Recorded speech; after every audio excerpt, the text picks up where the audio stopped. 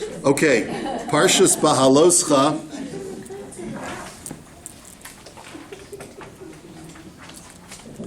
Today I wanted to just learn a little bit about two characters that appear only once in all of the Chumash. Their names are Eldad and Medad. We know very little about them. But the little that we know about them I wanted to share with you today and see if we can draw any lessons from what happened. There's a very curious episode that takes place in this parsha that the Jewish people complain during their sojourn in the desert. Now this is before the sin of the spies, so we're only in either the first or early second year of the Jews' sojourn in the desert.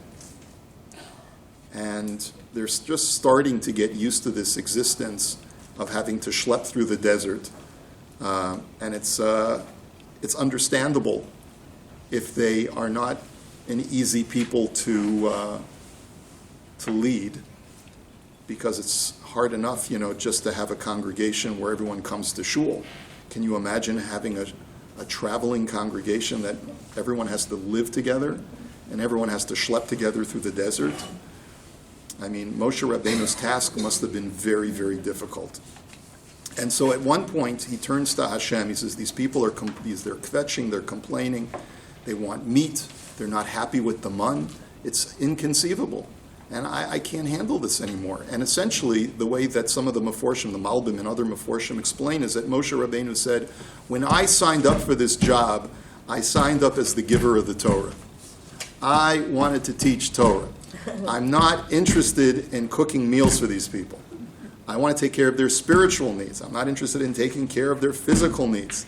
It's too difficult to expect one person to do all of that. And Hashem says, Moshe Rabbeinu, your point is well taken. And so Hashem says, we're going to give you some help.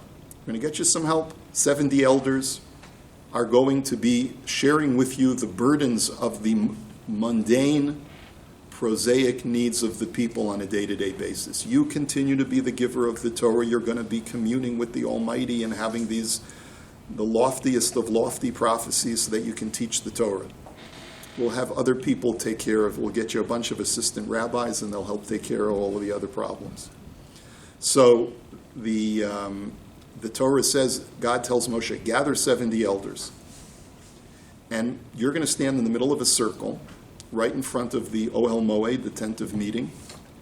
And divine influence is going to flow down upon you, Moshe, and from you it will flow into the other side. Okay, so regarding the story of Eldad and Medad, these are two people who apparently were supposed to be part of those 70 elders. But for whatever reason, Vayisha'aru shnei anashim b'machaneh, they decided that instead of showing up for receiving this prophecy, they would remain and not show up in this circle surrounding Moshe. They stayed in the camp. Shem ha'echad Eldad, v'shem ha'sheni Medad. First one's name was Eldad, second one's name is Medad. Vatanach alehem haruach. And the Spirit of God rested upon them. Vehema baketuvim. And they were, however, part of the list. That's really what means Vehema baketuvim. They were on the list of the 70 that were supposed to be receiving the prophecy from Moshe. V'lo yatzeu ha'ohala, but they, for whatever reason, did not go out to the tent of meeting to be with Moshe and receive that divine emanation. Vayitnabeu b'machaneh, and they instead prophesied in the camp. That's all we know about Eldad and Medad. We also know that the aftermath was that Yehoshua ben Nun was very upset, and he felt that this was wrong, and that Moshe in some way should either eliminate them or imprison them, different ways to define the words kalaim. And Moshe refused, and he said, no, chas v'shalom. If they want to be prophets, God should bless them. It's up to God to make them into prophets, whether it's because of me or whether it's independently of me. And that's the end of the story. The end of the story, of course, was that there were 70 elders who assisted Moshe in the governance of the Jewish people. I just want to briefly detail who these people were and what I think perhaps we can learn from them. So the Sifri, which is a midrash, says, Yesh omrim bekalfi nishtayeru. Some say that what happened is that there was a lottery system. And I won't even read the entire text because it'll take us too long. But the lottery system was like this. God says to Moshe, 70 is the number of people that you need to have. Moshe turns back to God and says, if you want me to choose 70, that's not fair, because I have to take an equal amount from the 12 tribes. 12 is not a multiple of 70. 10 is a multiple of 70, but 12 is not. So some are going to be left with, there'll be 6 from one shevet and 5 from another shevet. How are you expecting me to make that choice, Hashem? It's not good. There's going to be a lot of unhappy tribes.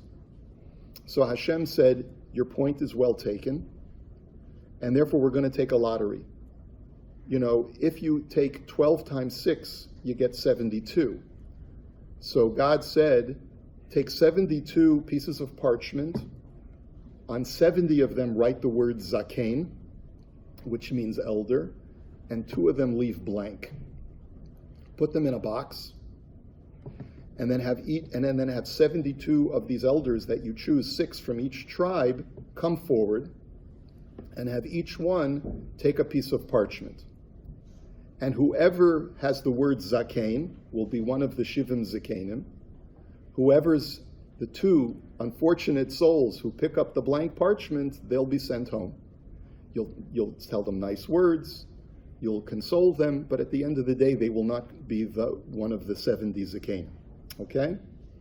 What do you mean, Hashem said your point is well taken? Hashem didn't know that 70 is not divisible by 12? Well, anytime you have a disputation between God and Moshe, it's God waiting for Moshe to say the right thing. Okay? So that's a common theme that runs through Midrashic literature. Right? What didn't God know, that destroying Sodom was going to trouble Avraham? He provoked Avraham. He wanted Avraham to fight for them. He wanted to teach him a lesson. So the same thing happens all the time, back and forth between God and Moshe. Right? Go to the last 3 lines of the Medrash. Rabbi Shimon Omer, b'machaneh nishtayeru. Rabbi Shimon says, so what does this have to do with Eldad and Medad? Eldad and Medad says, there's 6 from each tribe. We're 2 guys from one tribe. But you know what? We don't want to do this. There's going to be 2 excess people. We're going to stay home. Let the other 70 guys go forward. And when Moshe sees there's only 70 people, he won't have to do the lottery. But they were meant to be chosen. It was out of their own humility that they stayed back. And therefore, God gave them the gift of prophecy for not having gone. All of the other 70 had the prophecy around Moshe, and they had additional prophecy, even though they stayed in the camp. So what was the names?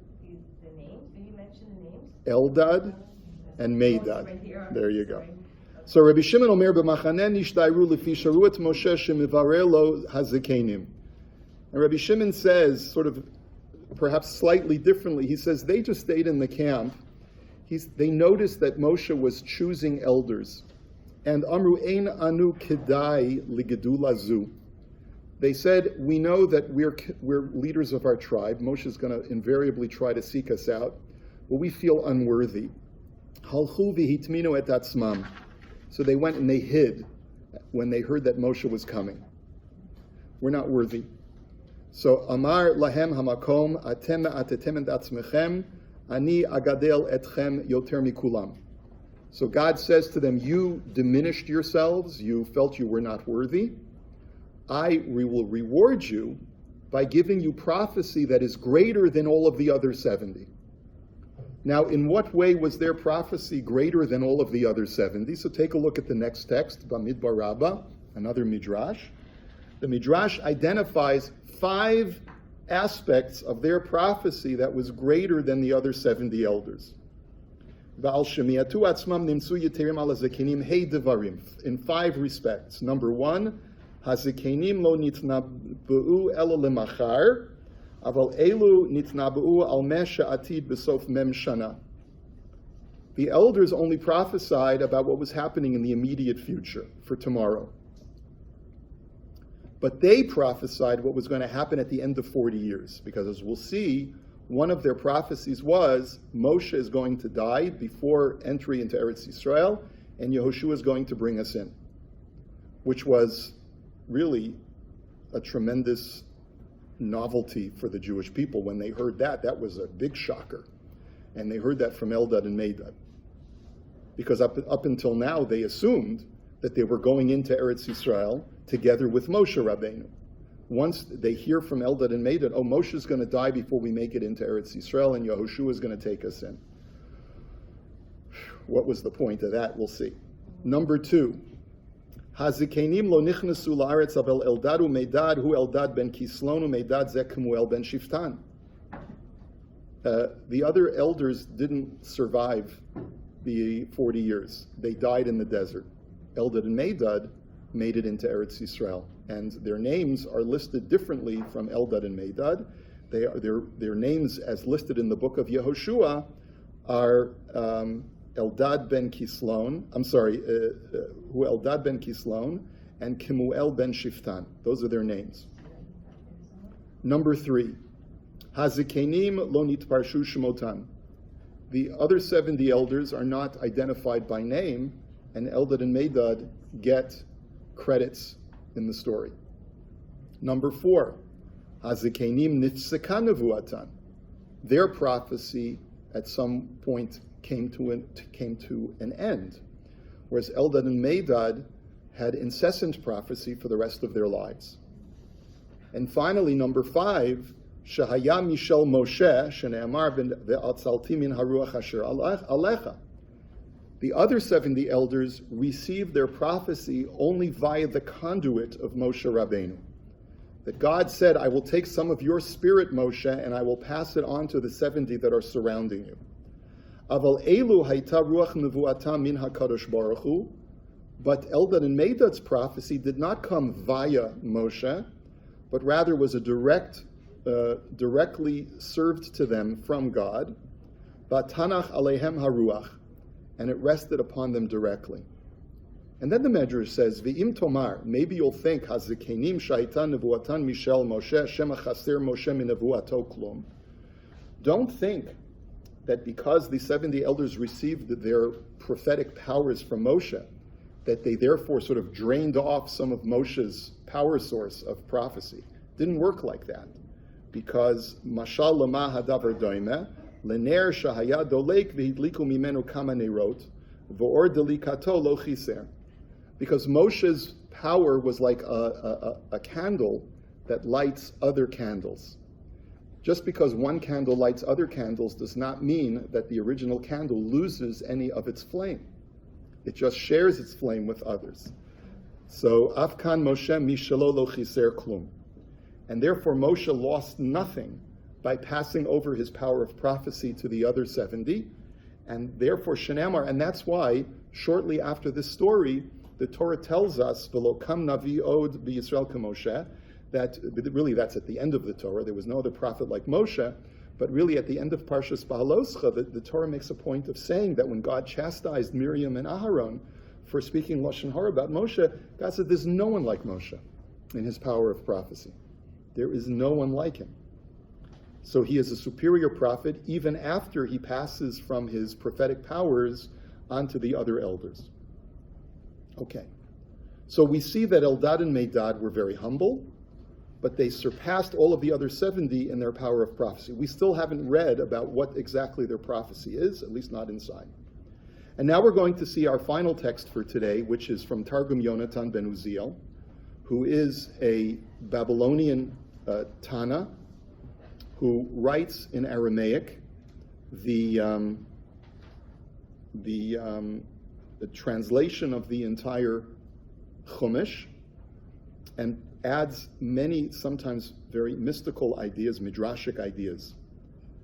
And we're just reading from Keter Yonatan, which is the Hebrew translation of the Babylonian text, of the Aramaic text. So the text reads as follows: V'nish aru shnei anashim b'machaneh. There were 2 men that were left in the camp. Shemo shel echad Eldad, u'shmo shel hasheni Medad. They were 2 men, Eldad and Medad, banav shel Eltzafan ben Parnach. They were brothers, according to Yonatan ben Uziel.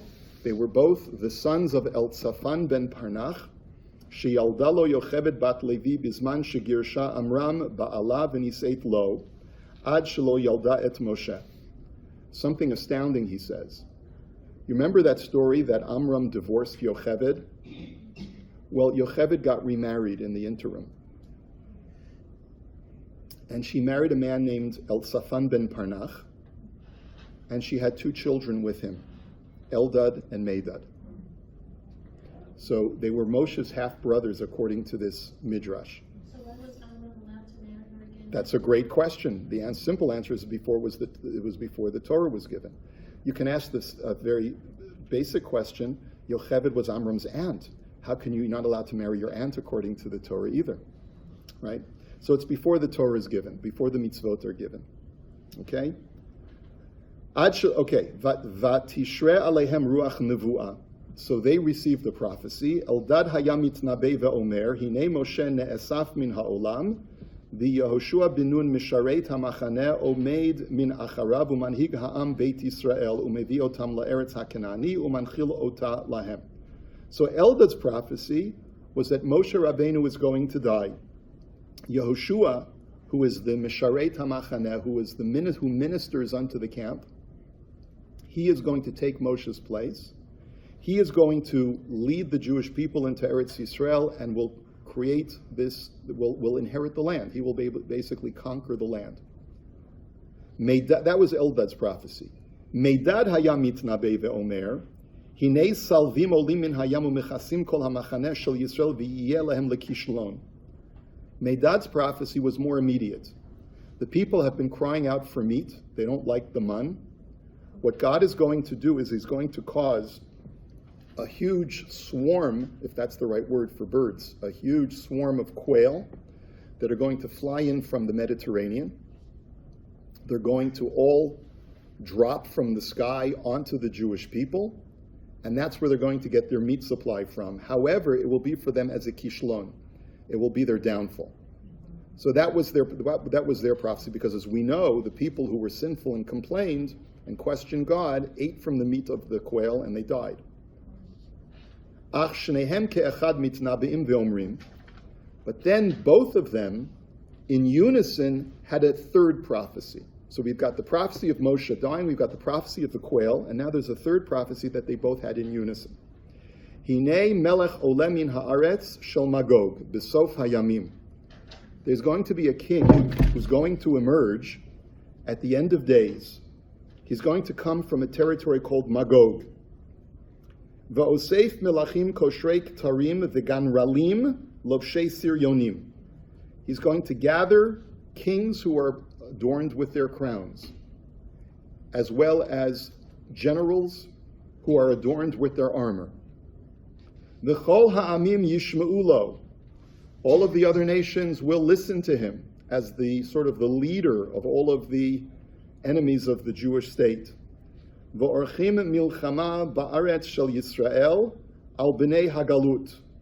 And they will organize a war in the land of Israel against all of the members of the diaspora, which may refer to the Jews who have already come back to Eretz Yisrael. It's unclear. Ach kiris itimos muchan lahem bishat saratam. However, kiris itimos, which is a Latin term, or Greek actually, it's a Greek term, which means some kind of prepared leader will arise for the Jewish people, some messianic figure. V'horei kulam b'sreifat nishama b'shalhevet eish sheyotzeit mitachat kisei hakavod. And he will kill all of the armies of the world with a fire, sreifat nishama, a fire that will incinerate the soul, that will come as a shalhevet eish, a great flame of fire, that will emanate from underneath God's divine throne. V'noflim pigreihem al heharim shel Eretz Yisrael. And the corpses of all of these soldiers who have come up against the Jews of Israel will collapse on the mountains all around Eretz Yisrael. V'yavo'u kol chayot hasadeh v'tziparei hashamayim V'yochlu gufotehem. And all of the animals of the field and all of the birds of the heaven will come and eat the flesh of these corpses. V'achar kach yechayu kol hametim shel Yisrael. And then all of the dead of Israel will be resurrected. V'itpaneku min hahar shehutzna lahem min ha'atchala. And then they will delight in whatever, the word hahar is unclear what that means, from the mountain, perhaps, that was prepared for them from a long time before. V'ikablu schar ma'asim, and they will receive the reward that had been prepared for them for all of their good deeds over the centuries. V'hem hayu min hazekenim shalu ba'petakim ha'ketuvim v'lo yatzu la'ohel shehitztanu'u la'arok min harabanut v'hitnabnu b'machaneh. As far as why they were prophesying in the camp, Yonatan ben Uziel says they felt unworthy to be leaders, and so they hid themselves, and they therefore instead prophesied in the camp. That is the end of the text of Yonatan ben Uziel. We don't have time to discuss really what I think are some valuable lessons. Let me just point out one thing. Moshe Rabbeinu was reluctant to be the leader of the Jewish people, and as an aftermath of all of this, the Jewish people receive leadership. The two people are reluctant to fulfill that role of leadership as well. And therefore, what essentially has happened across the course of this story is a void in anyone taking responsibility for communal leadership. Moshe removes himself and says, I can't do this. Eldad and Medad also remove themselves and say, we're not worthy, we don't want to do this. And essentially what happens as a result? Sometimes, what does TMI stand for? Too much information. It's not that Moshe Rabbeinu did not have the ability to have these kinds of prophecies that Eldad and Medad had. But God gave Moshe Rabbeinu the sufficient amount of prophecy and foreknowledge that he needed in order to be the right leader for the Jewish people at that time. What perhaps one of the lessons that we can draw from this is that Eldad and Medad were granted prophecy that may not have been for the benefit of the Jewish people at that time. To hear that their leader Moshe was going to die and that Yoshua was going to bring them into the land of Israel may have created great anxiety for the people of the time. And we'll see that anxiety manifests itself in many different stories that are going to continue throughout the book of Bamidbar. Perhaps it was because of the fact that they had heard that Moshe was going to die. That was not information that they needed.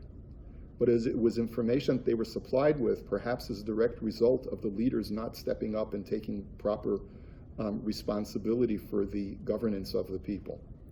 To be told that eventually there's going to be an apocalyptic war where huge populations of people will fall and die, including many Jews, including, in this great war of the future, is maybe information that was not really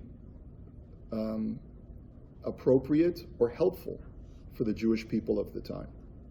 But it was provided once again, perhaps because this is what happens when there's a void in leadership, is that sometimes chaos can ensue, not because people don't know what to do, but they know actually too much. And sometimes the role of a proper leader is to guide people properly and to provide them the knowledge that they need in order to live lives that are meaningful and that are filled with confidence and security. Anyway, something to think about. Got to develop the idea a little bit more, but at least now you know a little bit more about Eldad and Medad.